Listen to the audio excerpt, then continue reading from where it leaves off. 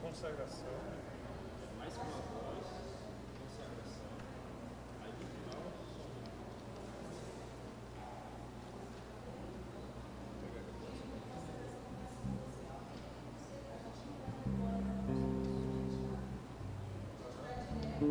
mais uma voz está levando embora.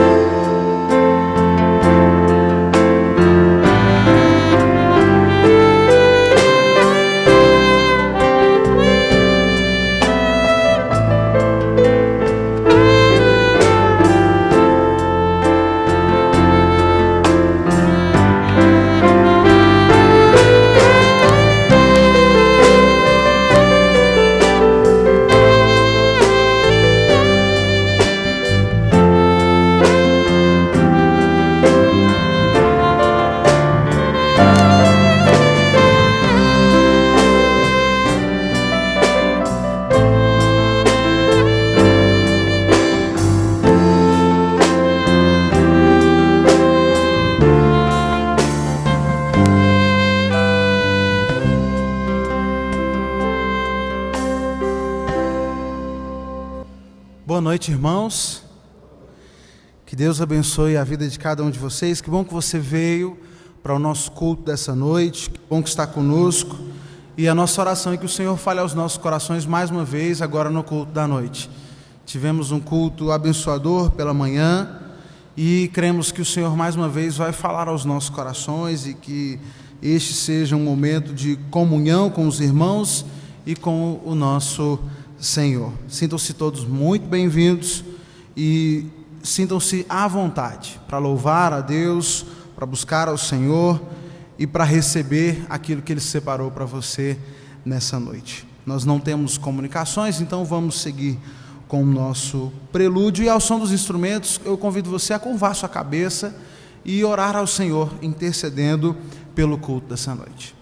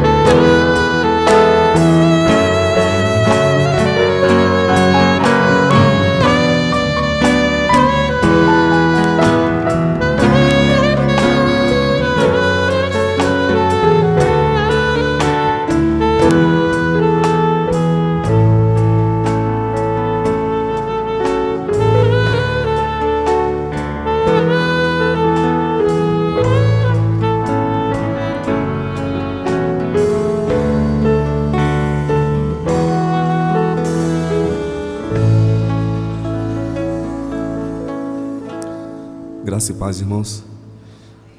Eu peço aos irmãos que se ponham de pé para nós fazermos a leitura bíblica. Todos. Propondo estas coisas aos irmãos, serás bom ministro de Cristo Jesus, nutrido pelas palavras da fé e da boa doutrina que tens seguido. Agora nós vamos orar.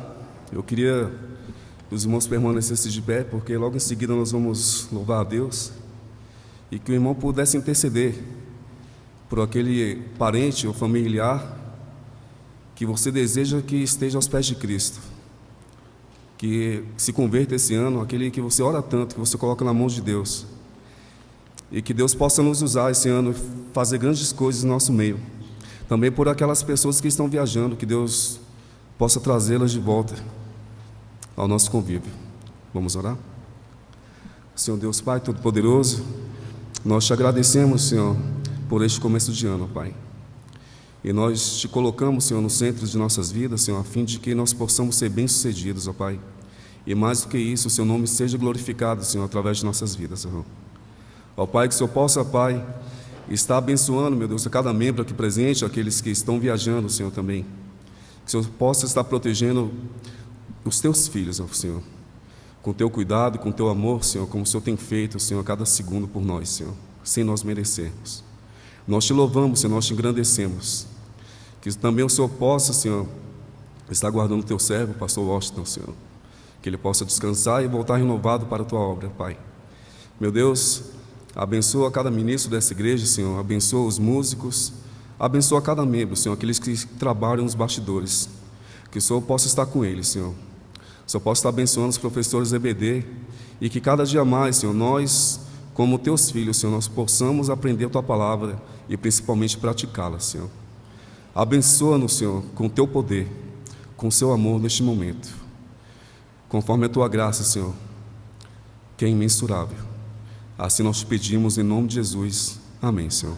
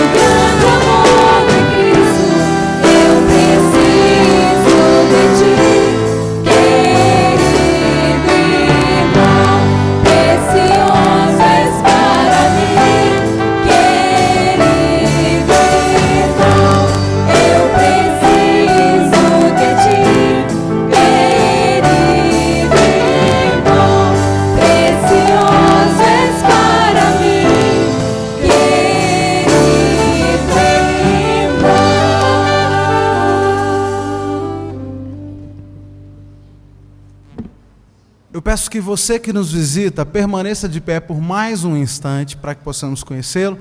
Os irmãos da igreja podem se sentar. Nós temos aqui a família do irmão Hélio, que está aqui na frente, que veio visitar, e uma moça ali no fundo. O seu nome? Bruna. Seja bem-vinda, Bruna. E aqui da família do irmão Hélio tem a Edilene Flor, que é irmã do irmão Hélio, e Mateus e Maiara, que são os filhos. E temos também a mãe do Marcelo, Júlia, June. Sejam todos muito bem-vindos. E a nossa igreja diz: sejam bem-vindos em nome de Jesus. E voltem sempre. Vocês podem se sentar. Nós vamos seguir agora, então, orando, agradecendo a Deus pelos nossos aniversariantes. Nós temos aqui uma lista no nosso boletim. Eu vou lendo os nomes e você pode vir. Se você também faz aniversário agora nessa semana, mas não tem o seu nome, pode vir também. Maria Salvadora Mendes, Flávia da Costa Alencar, Ádila Rodrigues, Mateus Monteiro, Vitor Haddad e do Departamento Infantil, Fernando Naves. Temos alguns aniversariantes aqui. Eu já tinha visto o Vitor, o Mateus, mais alguns dos aniversariantes. E nós vamos orar agora também. Se você tem uma bênção que gostaria de agradecer ao Senhor, algo que aconteceu essa semana, que recebeu e gostaria de agradecer, esse também é o momento.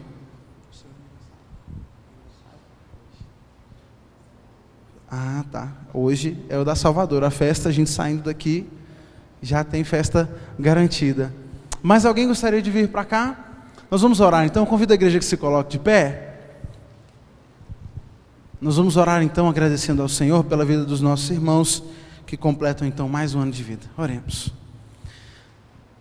Pai, diante do Senhor nesse momento, nós queremos agradecer pela vida dos nossos irmãos que estão aqui à frente e demais irmãos que completam aniversário nessa semana. Agradecemos, Pai, porque o Senhor os tem guardado, o Senhor tem dado vida, tem dado saúde e tem dado a nós como igreja o privilégio de conviver com eles, de sermos usados pelo Senhor para impactar a vida deles. Pai, que isso seja uma realidade do nosso meio, que eles se sintam amados, que se sintam recebidos e que nós como igreja estejamos sempre atentos às necessidades dos nossos irmãos.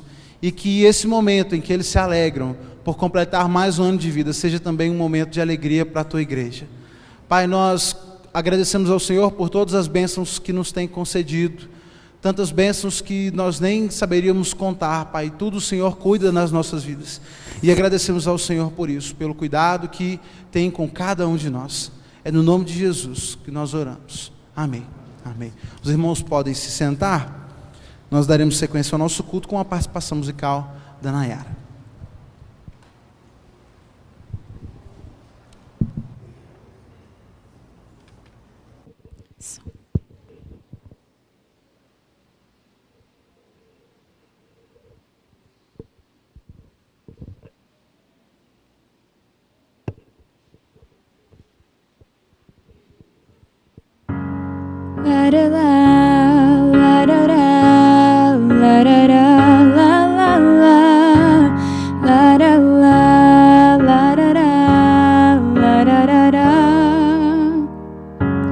Cada um por si, todos por nenhum, não param pra pensar por momento algum. Fruto da vaidade, terra de ninguém, ideias pela metade, passatempo de alguém. Pra que tanta evolução? Se o crescimento sempre fica para trás e o mundo me diz não, mas ainda existe alguém oferecendo paz. E esse alguém sou eu. Não me diga Deus, eu sei bem aqui dentro que você não me esqueceu. Então abra os seus olhos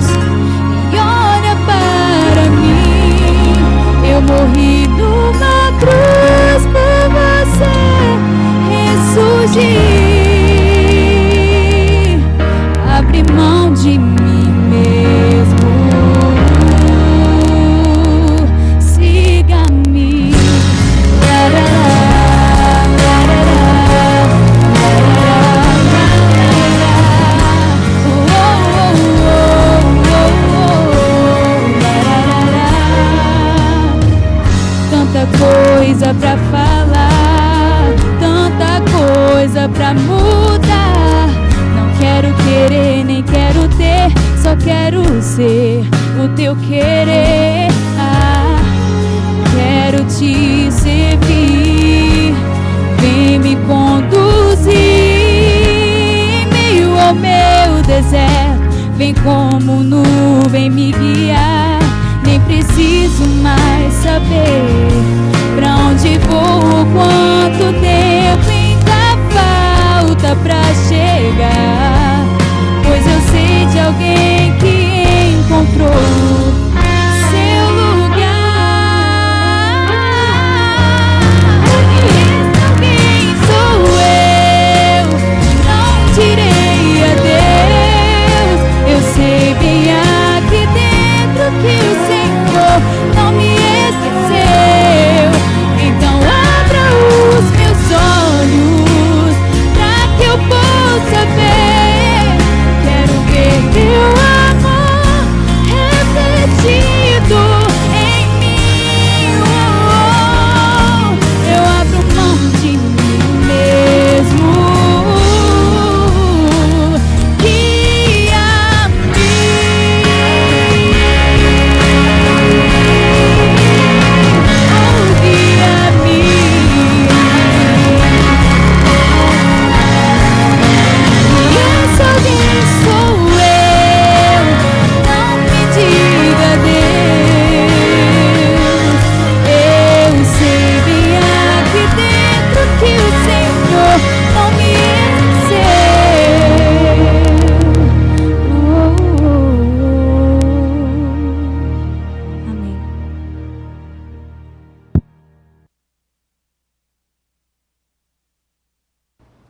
Convido os irmãos a se colocarem de pé para nós cantarmos o hino.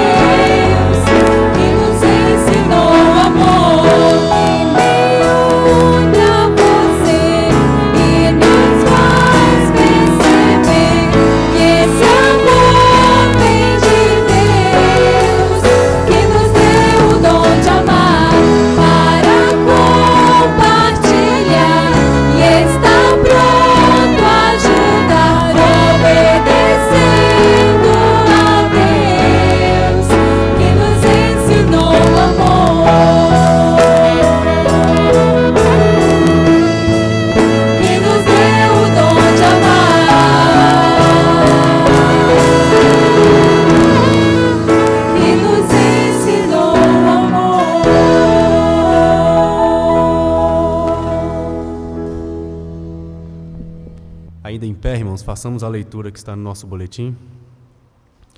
Ouvistes que foi dito aos antigos: não matarás, e quem matar será réu de juízo. Eu, porém, vos digo que toda vez que se confessar ao seu irmão, será réu de juízo, e quem disser a seu irmão, será réu diante do sincero, e quem disser tolo, será réu do fogo do inferno.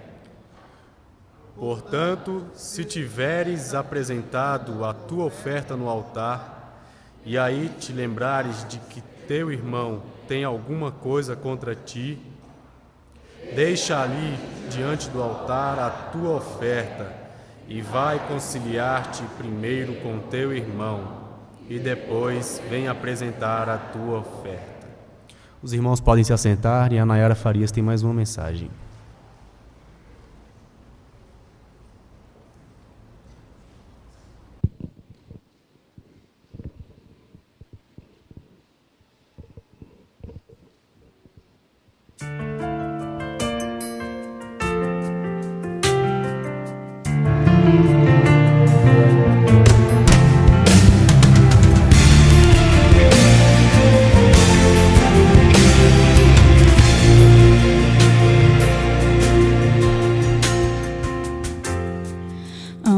Senhor, meu Salvador, anelo tê-lo bem junto a mim. Minha esperança é tua palavra que jamais desamparou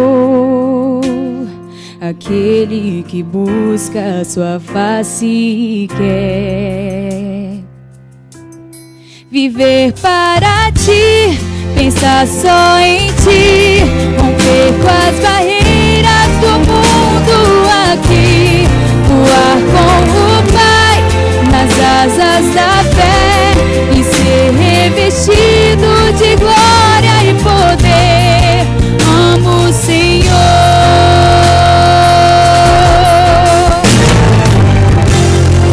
amo o Senhor, meu Salvador, anelo tê-lo bem junto a mim. Minha esperança é tua palavra que jamais desamparou aquele que busca sua face e quer viver para ti, pensar só em ti, romper com as barreiras do mundo aqui, voar com o Pai nas asas da fé e ser revestido de glória e poder. Amo o Senhor,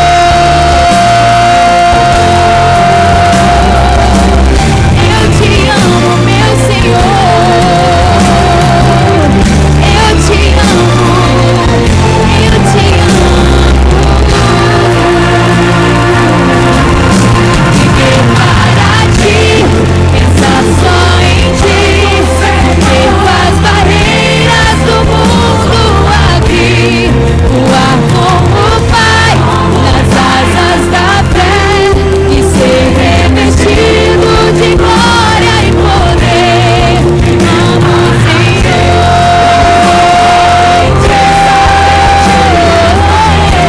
do mundo aqui, voar com o Pai nas asas da fé e ser revestido de glória e poder.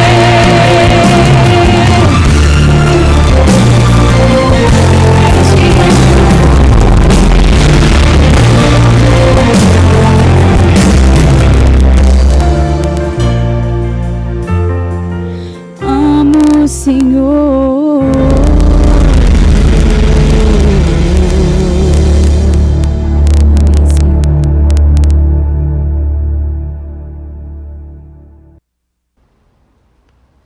Assentados como os irmãos estão, vamos estar orando nesse momento, intercedendo pela mensagem de agora, pela vida do Mateus, que trará essa mensagem preciosa para nós. Senhor Deus, obrigado por estarmos aqui na Tua casa. E neste momento, Senhor, pedimos a Ti para que essa mensagem, colocada no coração do Mateus, Senhor, possa ser de grande valor para nossas vidas, Pai. Vem estar usando o Teu servo para transmitir essa mensagem e que a cada um aqui possa ser alcançado por ela, Pai. Abençoe principalmente aqueles que não receberam a Ti como Senhor e Salvador de suas vidas, mas que a partir de agora, Senhor, o Teu Espírito Santo possa tocar no coração delas e elas possam aceitar a Ti, Senhor, como Seu único Senhor e Salvador, por meio desta mensagem. Em nome de Jesus, amém.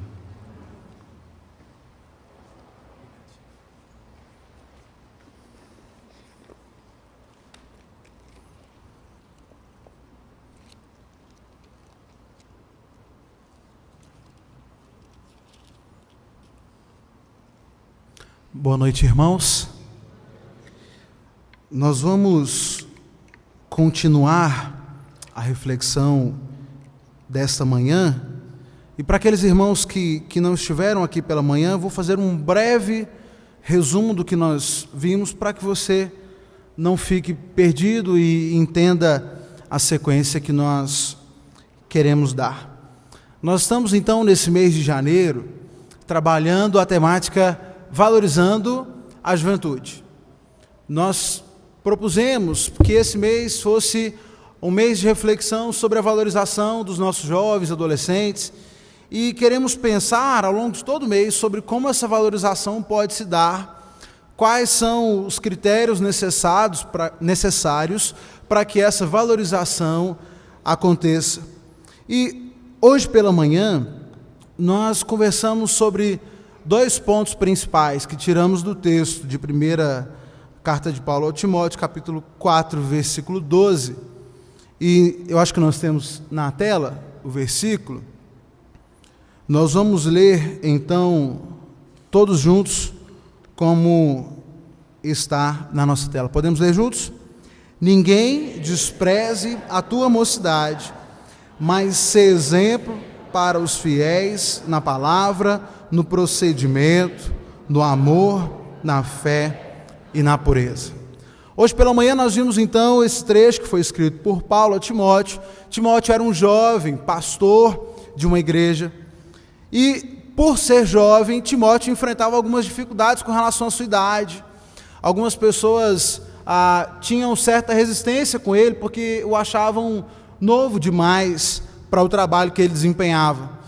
A informação que a gente tem histórica vai dizer que ele tinha entre 30 e 33 anos de idade, 30 e poucos anos de idade, o que era uma idade muito pequena para um líder de igreja na época. Ele estava começando a sua vida adulta, né?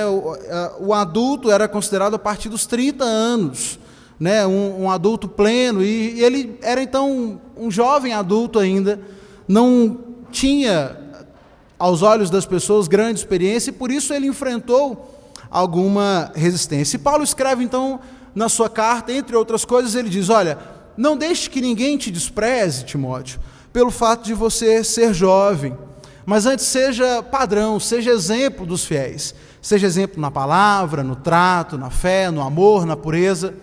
E nós tiramos então hoje pela manhã 2 lições principais. A primeira, de que é preciso que haja da sua parte, da nossa parte, um coração aberto para valorizar as pessoas. Para que alguém seja valorizado, você precisa estar disposto a dar valor. Nós vimos então esse primeiro desafio de você abrir o seu coração para valorizar a nossa juventude, para valorizar os nossos jovens e adolescentes, valorizar aqueles que são mais novos que você. E nós vimos então um segundo ponto, que para que haja essa valorização, é preciso que haja uma postura exemplar. É preciso que aquele que quer ser valorizado se dê valor, no sentido que ele se porte de maneira exemplar. E aí Paulo lista então uma série de itens, uma série de áreas em que Timóteo deveria buscar ser exemplo.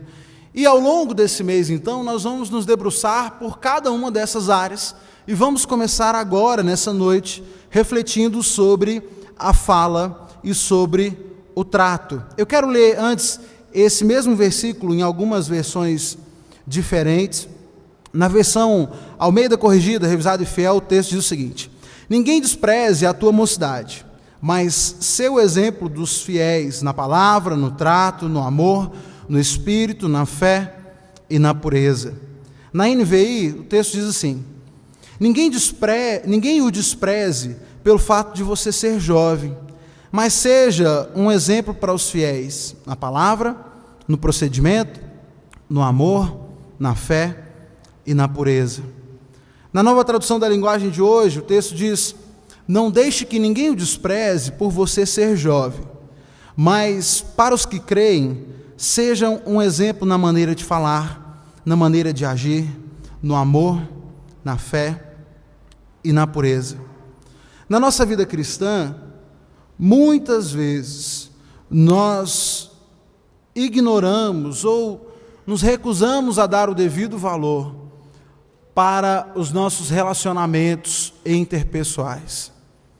Muita gente ignora o fato de que para ser crente, para ser cristão, é preciso que você prime também pelos seus relacionamentos. Quantos cristãos se dão ao luxo de dizer: eu não converso com fulano, não falo com ciclano, não quero chegar perto dele, não gosto dele. E às vezes chegamos a ver situações em que alguém pede perdão, cometeu algum erro, algum deslize, pede perdão: não te perdoo. Nós achamos que é possível separar o nosso relacionamento com Deus do nosso relacionamento com as pessoas. Colocamos os nossos relacionamentos como se fossem uma questão secundária na vida cristã, como se fosse um adicional, não é item de fábrica, eu coloco se eu quiser. Mas perceba que esses dois itens estão no início da lista de Paulo. Quando ele diz a Timóteo que ele tem que ser exemplo, os primeiros itens que ele coloca é: seja exemplo na palavra, na sua maneira de falar, e seja exemplo no trato, na forma como você se relaciona com as pessoas. Paulo diz então que essa questão do relacionamento é uma questão fundamental. O Jonathan Edwards, ele disse o seguinte: a Escritura não cita nenhum cristão verdadeiro com um espírito feio, egoísta, zangado, briguento. Nada pode ser mais contraditório do que um cristão taciturno, duro, fechado e malicioso. Não há nada mais contraditório do que um cristão com essas características. Uma pessoa amarga, ranzinza, está de mal com todo mundo. Isso não pode fazer parte da vida cristã. E aí a gente, é a personalidade dela, é o jeito dela, deixa para lá. Mas a gente não diz que Jesus está aí, que a palavra do Senhor está aí para transformar aquilo que precisa ser mudado em nós. Nós não oramos dizendo que o Senhor transforme as nossas vidas. Por que é que tantas vezes nós separamos aquilo que não queremos mudar? Por que é que o excluímos dessa área das nossas vidas? Eu estava assistindo um seriado essa semana que retratava a vida de um casal que tinha acabado de ter o seu bebê. O bebê tinha acabado de nascer e eles retratando então como tinha sido isso. Eu sei que depois do parto, chegou então o momento em que eles foram sair do hospital. E a enfermeira vinha então guiando a cadeira de rodas, com a mãe e o bebê no colo. E quando ela chegou na porta do hospital, ela parou a cadeira e disse para eles: sejam felizes, desejo muita saúde para o seu bebê. E naquele momento que a enfermeira falou aquilo, eles entraram em desespero. Como assim? Você não vem com a gente? E se acontecer alguma coisa? E se acontecer alguma coisa com meu filho, quem vai cuidar? E aí, aquele desespero por estar longe do hospital e longe de uma assistência médica, no caso de emergência. E aí eles entraram então no carro, colocaram o bebê com todo cuidado. E o pai então liga o carro e quando ele sai a 20 por hora. E ele vai na pista com todo cuidado, com medo de que o bebê se machucasse, de que acontecesse alguma coisa, e os carros atrás buzinando, e ele pode passar por cima, eu não estou nem aí, eu vou cuidar do meu filho. É essa mesma gentileza, é esse mesmo amor que Paulo ordena que nós tenhamos uns para com os outros, esse amor de pai com filho, esse cuidado. O texto de 1 Tessalonicenses, capítulo 2, versículo 7, o apóstolo diz o seguinte: embora como apóstolos de Cristo pudéssemos ter sido um peso, tornamos-nos bondosos entre vocês, como uma mãe que cuida dos seus próprios filhos. O que o Senhor espera de nós é esse amor com os nossos irmãos. Muitas vezes a gente está pegando o carro e passando por cima. No momento da raiva, no momento da ira, a gente se esquece de que é irmão, se esquece de que temos um relacionamento, se esquece de que somos filhos de Deus, e aí todo e qualquer princípio e amor vai por água abaixo. Quando o que o texto bíblico nos ensina é que devemos ter pelos nossos irmãos um amor de pai para com filho. A amabilidade é algo tão essencial para a experiência cristã que o Edwards chega a chamar isso de espírito cristão. Ele vai dizer que essa amabilidade, essa capacidade de amar e de se importar com o outro é a essência do espírito cristão. Todo aquele que é realmente piedoso, que é verdadeiro discípulo de Jesus Cristo, tem um espírito amável dentro de si, ou deveria ter. Por isso, eu quero passar com você por alguns textos na Bíblia que falam sobre essas duas questões, sobre a palavra, sobre a forma como nós falamos uns com os outros e sobre a forma como nós devemos nos tratar, nos relacionar. Eu não vou me deter num único texto para a mensagem, mas nós vamos passar então por vários textos. Você não precisa necessariamente abrir, porque senão a gente perde muito tempo. Eu vou ler os textos, você preste atenção nas leituras que eu farei, e nós vamos refletindo então sobre o que a Bíblia nos fala, sobre o nosso trato, sobre a nossa fala. E eu quero começar lendo o texto de Tiago, capítulo 3, dos versos 1 em diante, quando Tiago fala sobre o perigo da língua. Tiago diz o seguinte: meus irmãos, não sejam muitos de vocês mestres, pois vocês sabem que nós, os que ensinamos, seremos julgados com maior rigor. Todos tropeçamos de muitas maneiras. Se alguém não tropeça no falar, tal homem é perfeito, sendo capaz de dominar todo o seu corpo. Quando colocamos freios na boca dos cavalos para que eles nos obedeçam, podemos controlar o animal todo.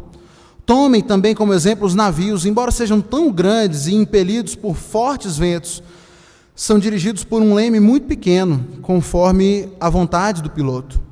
Semelhantemente, a língua é um pequeno órgão do corpo, mas se vangloria de grandes coisas. Vejam como é grande o bosque e é incendiado por uma simples fagulha. Assim também a língua é um fogo, é um mundo de iniquidade. Colocada entre os membros do corpo, contamina a pessoa por inteiro, incendeia todo o curso de sua vida, sendo ela mesma incendiada pelo inferno. Toda espécie de animais, aves, répteis, criaturas do mar, doma-se e é domada pela espécie humana. A língua, porém, ninguém consegue domar. É um mal incontrolável, cheio de veneno mortífero. Com a língua bendizemos ao Senhor e Pai, e com ela amaldiçoamos os homens feitos à semelhança de Deus. Da mesma boca procedem bênção e maldição. Meus irmãos, não pode ser assim. A língua, e aí quando ele diz da língua, ele fala do poder da nossa fala, o poder das nossas palavras, como são fortes e como podem causar destruição. E quanta gente tem prazer na destruição que pode causar com a língua. Infelizmente, quantos cristãos se gloriam na destruição que causam com suas conversas. E eu falo de um aqui, eu falo do outro ali. Eu penso algo do irmão e não quero nem saber se é verdade, eu já vou logo passando isso para frente. E o texto vai dizer que uma floresta inteira pega fogo por causa de uma fagulha. Não precisa ser um lança-chamas, não. Uma palavra pequena que você coloca no lugar errado, da forma errada, pode destruir tudo. Ele chega a dizer que aquele que consegue domar a língua é perfeito.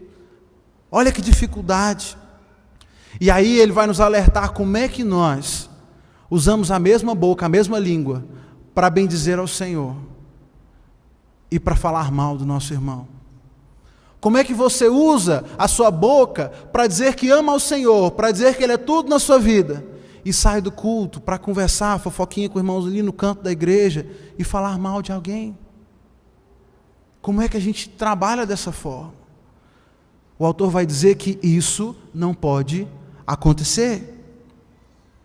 O texto de Tiago também vai nos alertar sobre o hábito de julgar as pessoas. Tiago 4, 11 e 12 diz o seguinte: irmãos, não falem mal uns dos outros. Quem fala contra o seu irmão ou julga o seu irmão, fala contra a lei e a julga. Quando você julga a lei, não a está cumprindo, mas está se colocando como juiz. Há apenas um legislador e juiz, aquele que pode salvar e destruir. Mas quem é você para julgar o seu próximo? Não julgue. Só há uma pessoa que pode julgar, é Deus, então deixe que Ele julgue. Não é seu papel julgar o seu irmão. Não é o seu papel definir o que é certo ou errado e sair proferindo juízos contra seu irmão. O texto de Tiago também nos diz que nós não devemos nos queixar uns dos outros. Irmãos, não se queixem uns dos outros, para que não sejam julgados. O juiz está às portas. Tiago 5, verso 9. Não julgue seu irmão para que você não seja julgado. Quantas vezes a gente julga e a gente se esquece dos nossos defeitos, das nossas imperfeições, se esquece de que talvez tenhamos mais itens para serem julgados do que aquele irmão. E o texto vai dizer: não faça isso, não julgue, para que você também não seja julgado. Que a sua palavra seja sim ou não. Tiago 5,12 diz: sobretudo, meus irmãos, não jurem nem pelo céu, nem pela terra, nem por qualquer outra coisa. Seja o sim de vocês, sim, e o não, não, para que não caiam em condenação. Não precisa ficar jurando. O importante é que a sua palavra vale alguma coisa. O importante é que aquilo que você diz possa ser escrito. Por que é que a gente tem que fazer contrato? Porque no fundo a gente não confia no que as pessoas dizem. E aí eu não estou dizendo para você sair fazendo negócio por aí sem fazer contrato, não.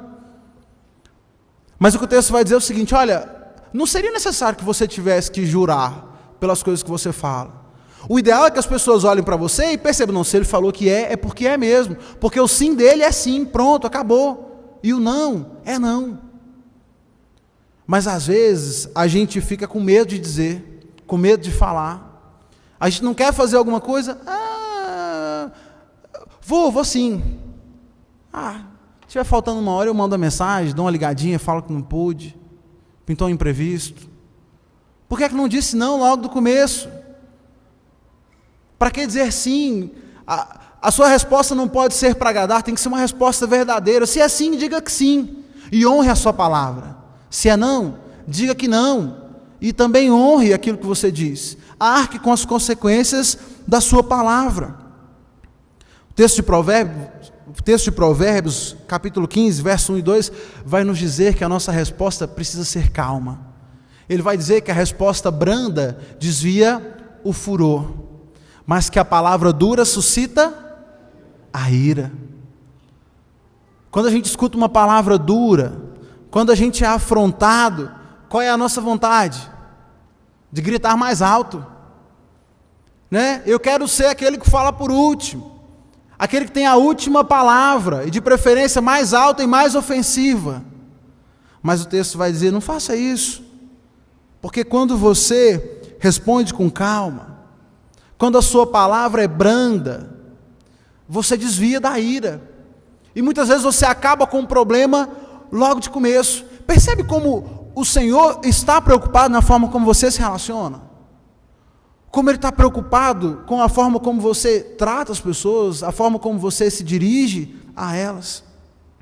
Provérbios capítulo 15, versículo 4, o falar amável é árvore de vida, mas o falar enganoso esmaga o espírito. 15, 18, o homem irritável provoca dissensão, mas quem é paciente acalma a discussão. Mateus, eu sou assim mesmo, sou esquentado, mexeu comigo, eu parto para cima. Não pode ser assim. Não é isso que o texto bíblico diz. O texto vai dizer que é muito mais sábio que você seja paciente e que você acabe a discussão. Se a discussão chegar em você, que ela termine em você. Meu pai sempre dizia, quando eu e minha irmã a gente estava brigando, que a gente brigava bastante quando eu era pequeno, e meu pai sempre dizia o seguinte: olha, alguém tem que ceder para a briga acabar, então eu estou parando isso aqui. Alguém tem que ceder, alguém tem que aprender a levar a pior, se esse é o melhor termo, mas você tem que aprender talvez a sair por baixo, talvez até sair humilhado, para que a briga acabe. É o melhor a fazer. Provérbios 15, 23, dar a resposta apropriada é motivo de alegria. Como é bom um conselho na hora certa.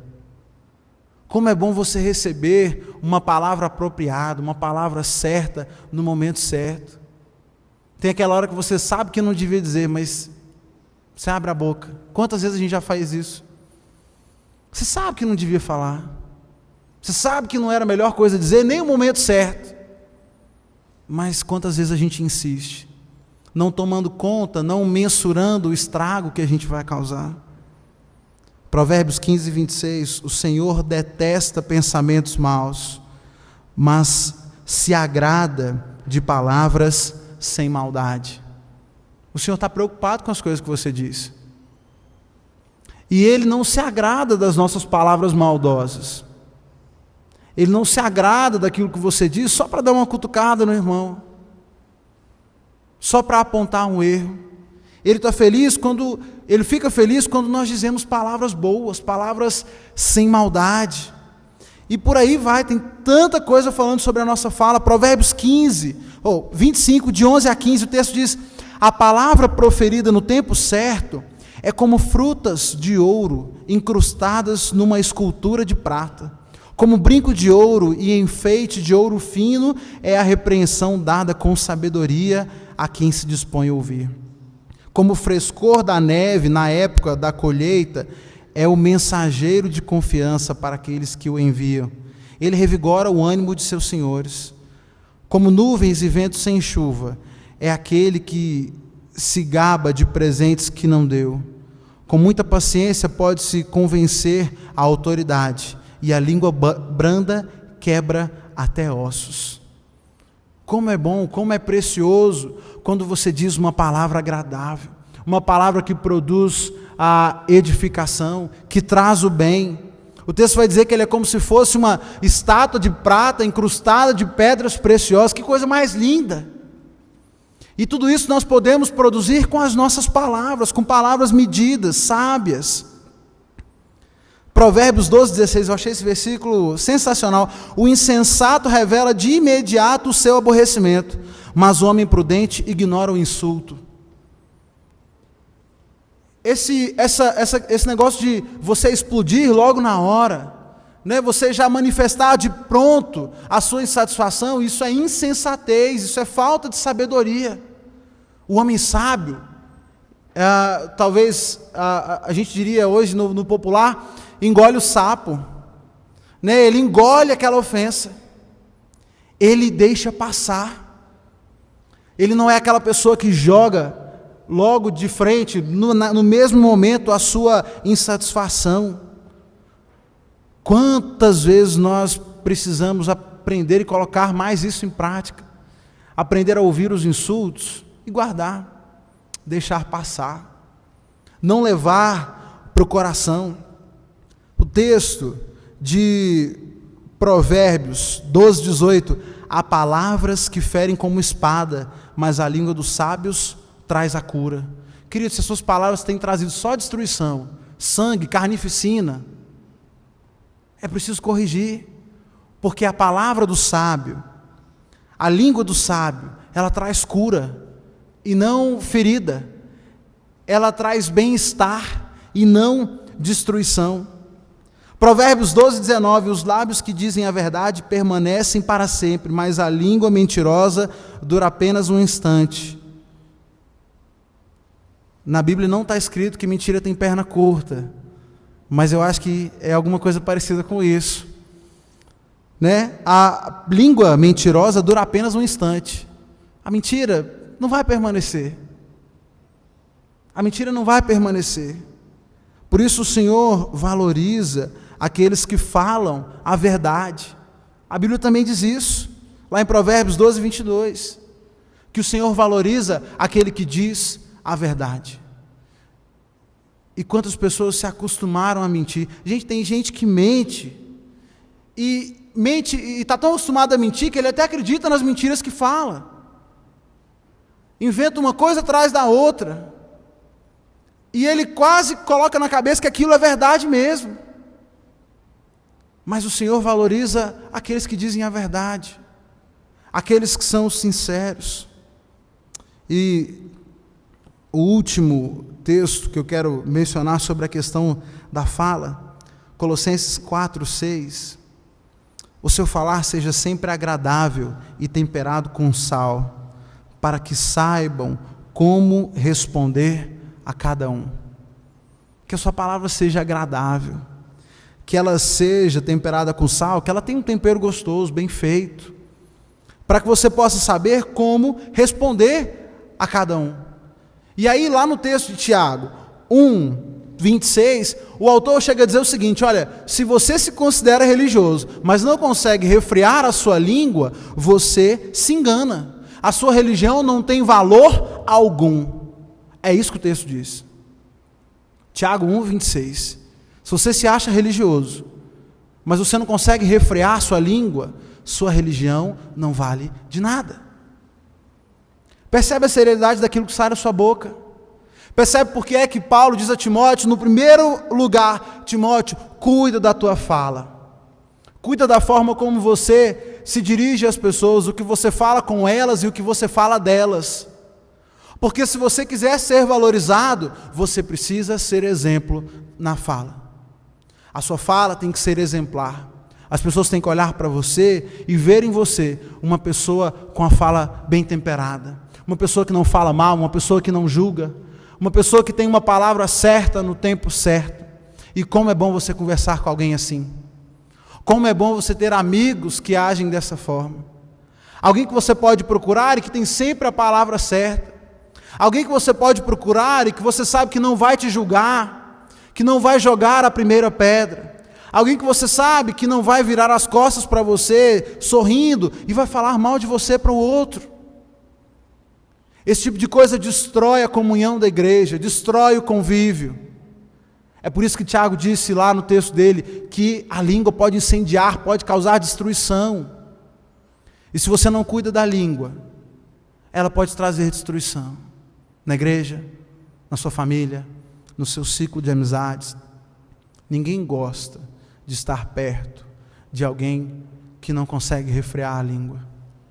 Ninguém gosta de conviver com alguém em que não se pode confiar. Ninguém gosta de conviver com alguém ranzinza, que tem sempre uma palavra áspera, de julgamento, de condenação. Eu estou falando mentira? Eu não sei você, mas enquanto eu lia esses textos, eu sentia a dor no coração e eu pensava comigo: quantas vezes eu errei nisso aqui, Jesus? E eu olhava para o texto bíblico e eu pensava: Jesus, como é que eu vou dizer isso aqui? Mas Timóteo, e aí no texto que nós lemos no começo do nosso culto, primeiro versículo, Paulo diz o seguinte: propondo estas coisas aos irmãos, serás bom ministro de Cristo Jesus, nutrido pelas palavras da fé e da boa doutrina que tens seguido. Paulo disse a Timóteo: olha, você vai ser um bom ministro de Jesus se você passar isso para frente, se você pegar essas palavras e apresentar para os seus irmãos. É o que eu faço agora com você, querido. Não pretendo dizer que em tudo isso aqui eu tenho sido perfeito, até porque eu acabei de ler aqui que eu não posso mentir. Falho. Mas você também precisa olhar para o texto bíblico, precisa olhar para a sua vida e precisa ver onde é que você tem falhado. Porque o texto bíblico diz que se alguém consegue dominar a língua, é perfeito. Não acho que nós sejamos uma congregação de gente perfeita. Somos uma congregação de pessoas que servem a Jesus, que seguem a Cristo, mas que tem muito que melhorar, que temos que aprender. E a nossa honestidade tem que fazer com que a gente reconheça isso. E Paulo disse a Timóteo que, em primeiro lugar, ele precisava cuidar da fala dele. Você quer ser valorizado, você quer ser reconhecido, você quer que as pessoas te deem o valor que você acha que tem. Comece dominando a sua língua. Comece sendo exemplo no seu falar. O texto que nós lemos na nossa leitura alternada, eu acho esse texto tão forte, porque Jesus, quando dizia às pessoas, ele falou o seguinte: olha, vocês ouviram o que os antigos disseram, que você não deve matar, e que quem matar vai estar sujeito a juízo. Mas deixa eu lhe dizer uma coisa: toda vez que você profere um insulto contra o seu irmão, você chama o seu irmão de tolo, você está sujeito a juízo. Ou seja, quando você fala mal do seu irmão, quando você o chama de tolo, é como se você estivesse matando o seu irmão. Você mata o seu irmão com palavras. Essa é a seriedade que Jesus dá para as palavras. Ele quer que as pessoas entendam que muito mais do que o ato físico de chegar ali e matar, quando você fala mal, quando você agride, você está também matando aquela pessoa. E eu não acho que nenhum de nós aqui queira continuar matando ninguém. Eu acho que não seja o seu desejo continuar caindo por causa da língua. Então, se você olha e você diz: não, realmente, Mateus, nisso eu preciso mudar. Até que aqui eu estou bem, mas esse ponto aqui eu preciso mudar. Que seja hoje, que comece agora. A segunda coisa que Paulo diz a Timóteo em que ele precisa ser exemplar, que diz a Timóteo que ele precisa dar o exemplo, é no convívio, é no trato com os irmãos. E se nós formos olhar ao longo do Novo Testamento, praticamente em todas as suas cartas, Paulo traz alguma instrução sobre a convivência na igreja, sobre o trato entre os irmãos. Porque é importante. Porque isso é fundamental para a vida da igreja. Quantas igrejas nós já vimos divididas, rachadas, destruídas por causa de convivência? Eu já fui de uma igreja que se dividiu por causa de convivência, por dificuldade. E aí um não consegue conviver com fulano, não consegue, quando vê já está dividida.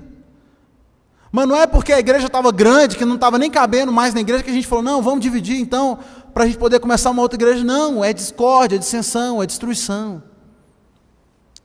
Nós temos que cuidar também na forma como nós convivemos, na forma como você trata as pessoas que estão ao seu redor. Texto de Tito, capítulo 3, o autor diz o seguinte, Paulo diz o seguinte: lembre a todos que se sujeitem aos governantes e às autoridades, sejam obedientes, estejam sempre prontos a fazer o que é bom, não caluniem ninguém, sejam pacíficos e amáveis, e mostrem sempre a verdadeira mansidão para com todos os homens. Houve um tempo em que nós também éramos insensatos e desobedientes, vivíamos enganados e escravizados por toda espécie de paixões e prazeres. Vivíamos na maldade, na inveja, sendo detestáveis e odiando-nos uns aos outros. Mas quando se manifestaram a bondade e o amor pelos homens da parte de Deus, nosso Salvador, não por causa dos atos de justiça por nós praticados, mas devido à sua misericórdia, Ele nos salvou pelo lavar regenerador e renovador do Espírito Santo, que Ele derramou sobre nós generosamente por meio de Jesus Cristo, nosso Salvador. E Ele o fez a fim de que, justificados por sua graça, nos tornemos seus herdeiros, tendo a esperança da vida eterna. Fiel é essa palavra, e quero que você afirme categoricamente essas coisas, para que os que creem em Deus se empenhem na prática de boas obras. Tais coisas são excelentes e úteis aos homens. Evite, porém, controvérsias tolas, genealogias, discussões e contendas a respeito da lei, porque essas coisas são inúteis e sem valor. Quanto àquele que provoca divisões, advirta-o 1 e 2 vezes, depois disso rejeite-o. Você sabe que tal pessoa se perverteu e está em pecado por si mesma, está condenada. O autor vai dizer que é preciso que nós estejamos dispostos a fazer tudo o que é bom. Você precisa estar aberto para fazer toda sorte de boas obras, uns para os outros. Olha, não calunie a ninguém. Não solte calúnias, boatos. Seja pacífico, seja amável. Mostre uma verdadeira mansidão para com todos os homens. Não é só para com as pessoas que você gosta. Não é só para com os seus amigos mais próximos. Mas seja manso com todos. Manifeste a bondade e o amor de Deus pelos homens. Esse amor, e aí ele vai dizer, olha, antes de nós conhecermos a Jesus, antes de nos relacionarmos com Deus, a gente agia diferente. Nós vivíamos brigando e falando mal uns dos outros. Mas agora que estamos com Jesus, tem que ser diferente, porque Ele nos mostrou o verdadeiro amor. Ele nos mostrou como nós devemos nos tratar. Evite controvérsias tolas. Quantas vezes a gente discute por coisa pequena? Quantas vezes a gente discute por coisa que não vale a pena? E a gente fica chateado com alguém por causa de uma cor da parede, por causa disso, daquilo, às vezes coisas tão pequenas. Nós perdemos amizades, perdemos convivência, perdemos às vezes o nosso irmão. E o texto vai dizer, não discuta por coisas tolas. Fuja dessas discussões. E aquele que provoca divisão, que ele seja divertido. E eu acho interessante é que ele leva tão a sério que ele diz, olha, se tem alguém provocando divisão, advirta 1, 2 vezes, passou disso, deixa para lá, já está condenado. Porque essa pessoa continua insistentemente sabendo que está errado e continua causando divisão, não deve haver espaço no nosso meio para isso. Essa é a seriedade com que Deus leva os nossos relacionamentos. O texto de Tiago, capítulo 2, verso 1 a 13, vai dizer que nós devemos tratar a todos da mesma maneira. Devemos tratar a todos de igual forma.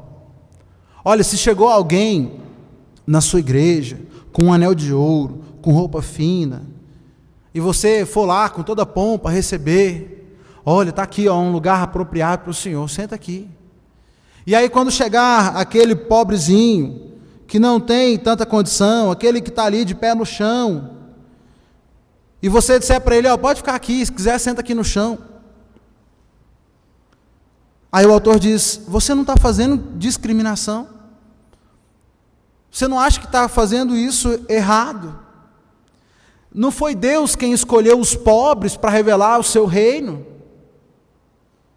Não deve haver diferença no trato na igreja.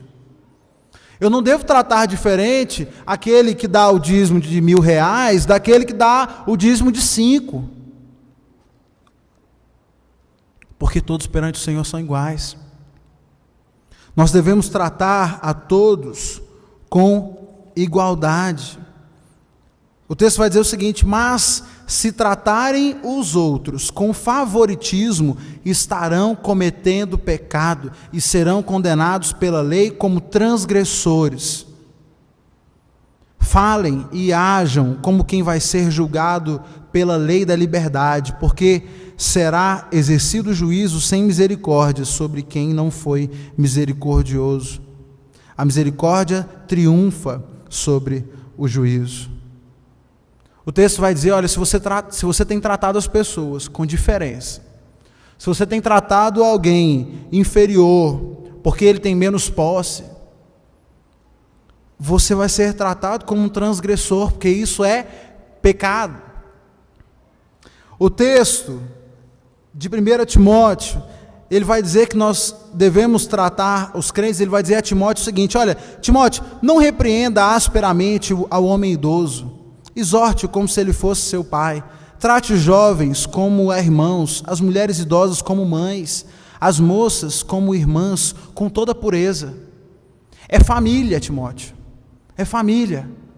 Trate os mais velhos como você trataria o seu pai, como você trataria sua mãe, os outros como se fossem seus irmãos. Esse é o relacionamento que é esperado dentro da igreja, um relacionamento familiar. É preciso que você viva bem uns com os outros. O texto de Colossenses, capítulo 3, O autor diz: mulheres, sujeitem-se aos maridos. Maridos, amem as suas mulheres. Filhos, obedeçam aos pais. Pais, não irritem aos seus filhos. Os escravos, os servos, sejam obedientes, mas obedeçam e façam como se estivessem fazendo ao Senhor. Façam de todo o coração. O relacionamento tem que ser de amor, tem que ser de obediência, tem que ser de respeito. Lá em Filipenses, o texto vai dizer que é preciso que você seja amável com todos. Filipenses 4 e 5, alegrem-se sempre no Senhor, novamente direi, alegrem-se. Seja a amabilidade de vocês conhecida por todos. Perto está o Senhor. As pessoas têm que olhar para você e falar: nossa, fulano realmente é um camarada amável. Como é bom conviver com ele. Como é bom estar perto dele. E a Bíblia nos adverte que isso acontece porque agora você vive uma nova vida. Nós não podemos mais nos relacionar como nos relacionávamos antes de Cristo. E como as pessoas se relacionam lá fora. Num ambiente de interesse, onde eu só trato bem quem pode me prover alguma coisa. Num ambiente onde eu faço bem esperando um reconhecimento. Lá em Efésios o autor vai dizer: olha, abandone a mentira, fale a verdade. Quando vocês ficarem irados, não pequem, apazigue a sua ira, resolva antes que o dia acabe, resolva o seu problema. Eu me lembro que na nossa família, nós tivemos um período muito difícil, quando duas tias tiveram um problema. Né? Meu tio e uma tia resolveram começar um negócio juntos. E abriram um negócio de vendas de polpas de fruta, eu acho, eu era criança.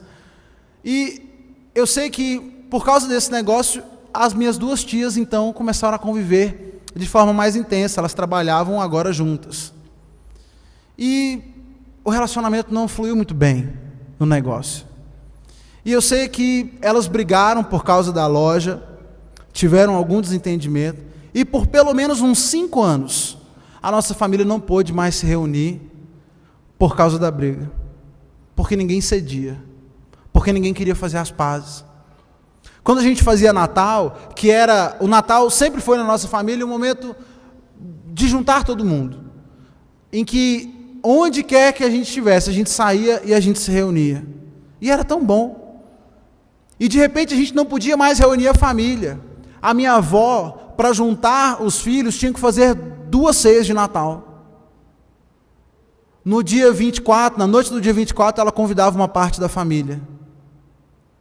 Na manhã do dia 25, ela convidava a outra parte da família. Tem coisa mais triste do que isso. E isso porque 2 tias simplesmente decidiram que não iam se conciliar, que não queriam conversar. Os primos se separaram. Até hoje a gente tem pouco contato com as primas dessa tia que se afastou. Porque afastou e depois nunca mais voltou ao que era. A gente cresceu, muita gente mudou, foi para outra cidade. Hoje até se juntam, mas eu nunca vi as duas conversando. E, gente, por coisa tão pequena, por causa de um dia de escritório. Eu não sei por que foi a discussão, mas não pode ser uma coisa tão grande assim.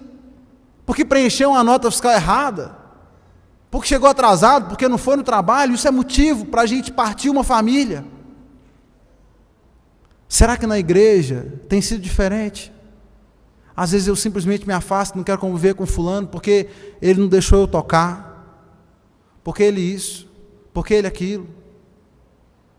Ele passou direto, não me viu. Gente, vamos resolver as coisas. Vamos buscar resolver os nossos conflitos.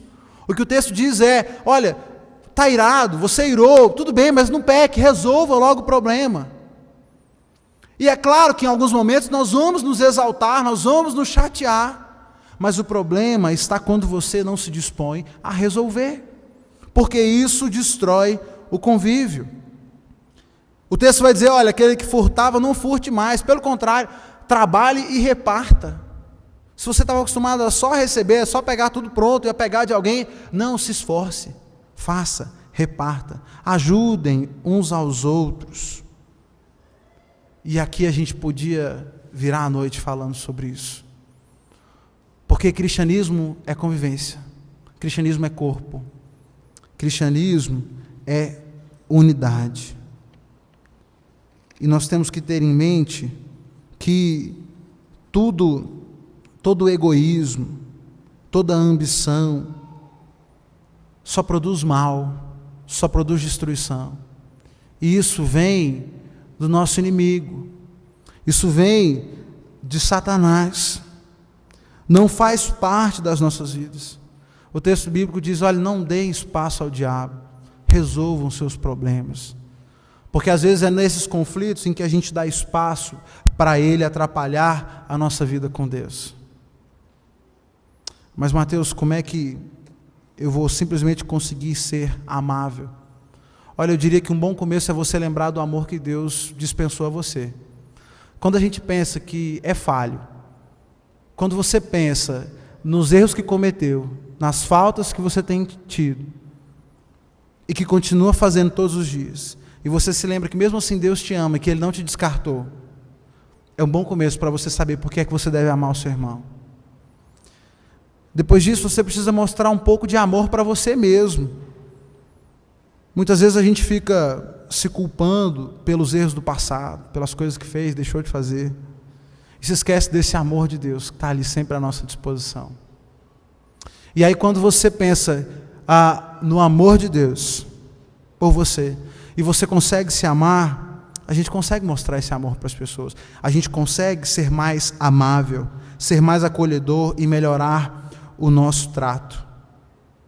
A vida já é dura, você não precisa dificultar ainda mais. Nós podemos escolher viver uma vida de ira, de desapontamento, de chateação, mas para quê? O que é que nós vamos ganhar com isso?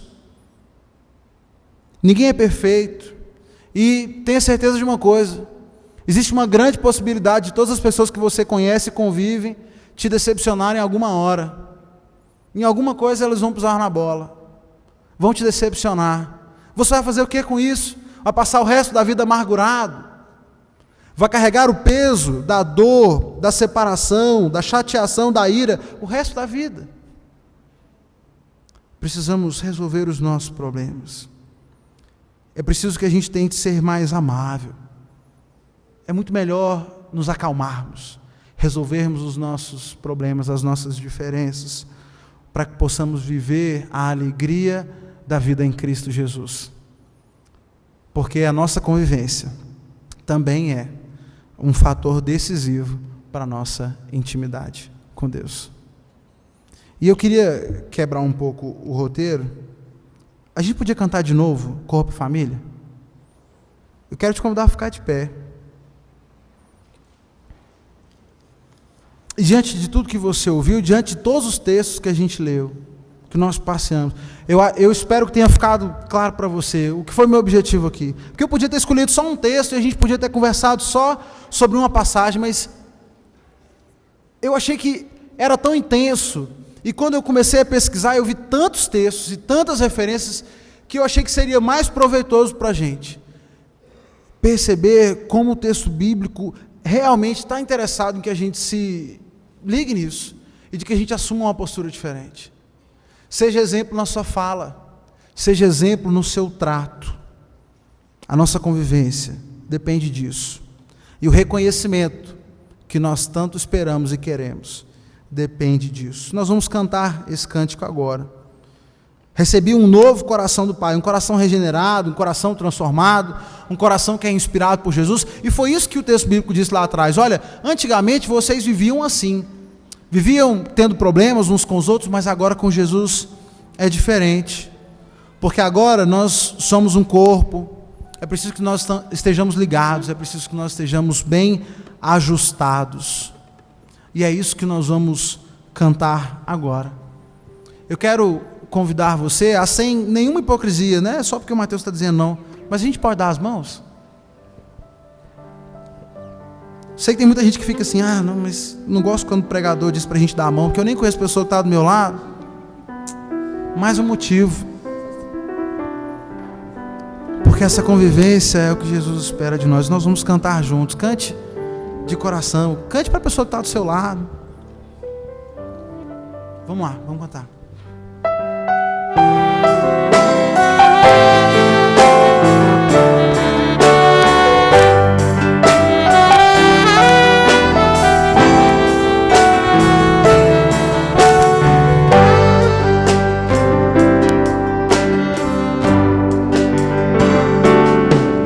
Recebi um novo coração do Pai, coração regenerado, coração transformado, coração que é inspirado por Jesus. Como fruto deste novo coração, eu declaro a paz de Cristo, te abençoo, meu irmão. Preciosa é a nossa comunhão. Somos corpo e assim bem ajustados, totalmente ligados, unidos, vivendo em amor, uma família, sem qualquer falsidade, vivendo a verdade, expressando a glória do Senhor, uma família, vivendo o compromisso do grande amor de Cristo. Eu preciso de ti, querido irmão, precioso és para mim, querido irmão. Que esse seja realmente o nosso desejo, de vivermos essa vida sem falsidade, sem intriga, sabe, trabalhar o nosso trato, o nosso relacionamento com as pessoas, a nossa fala, porque o nosso reconhecimento, a valorização virá quando nós buscarmos ter uma vida exemplar. É o que Jesus espera de você, nada mais, nada menos do que uma vida exemplar. Difícil? Com certeza. Impossível? Não. A gente está trabalhando por isso, estamos caminhando por isso, mas é preciso que haja vontade, que haja reconhecimento e que haja um desejo de caminhar e de crescer com Jesus. Eu quero que você feche seus olhos, nós vamos orar agora. Nós vamos pedir ao Senhor que nos dê essa força. Pai, diante do Senhor nós nos colocamos agora como igreja, como irmãos, e colocamos diante do Senhor os nossos relacionamentos. Ajuda-nos, Pai, a cultivar os nossos laços.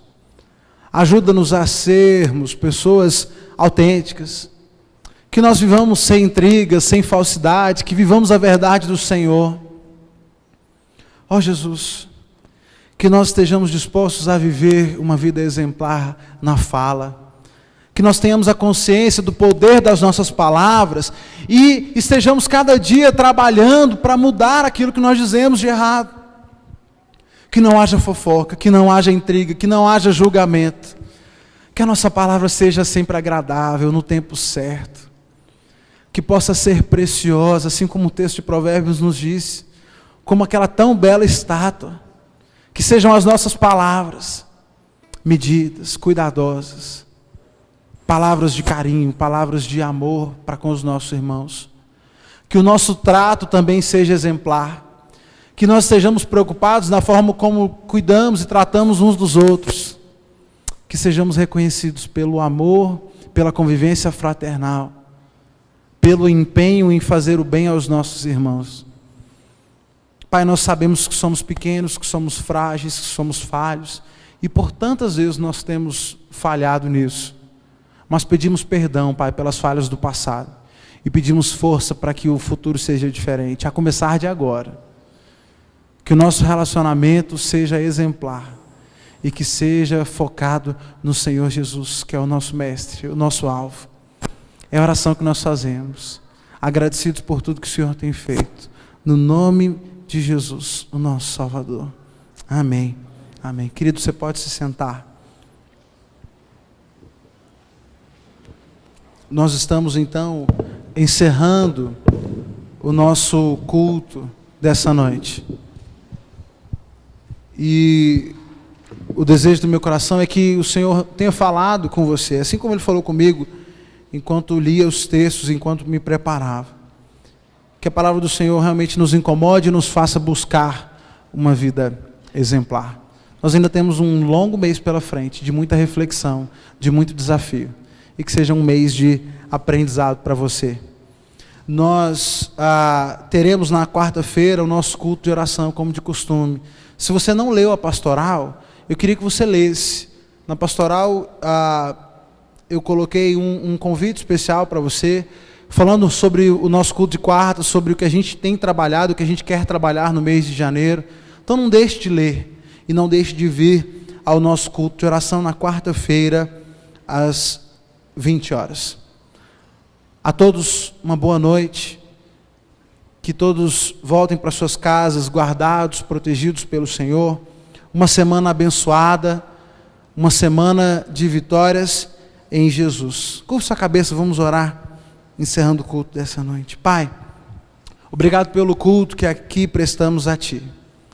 Obrigado porque nessa noite nós pudemos ouvir a Tua voz, pudemos refletir na Tua palavra, que aquilo que ouvimos, que aquilo que recebemos fique guardado nos nossos corações.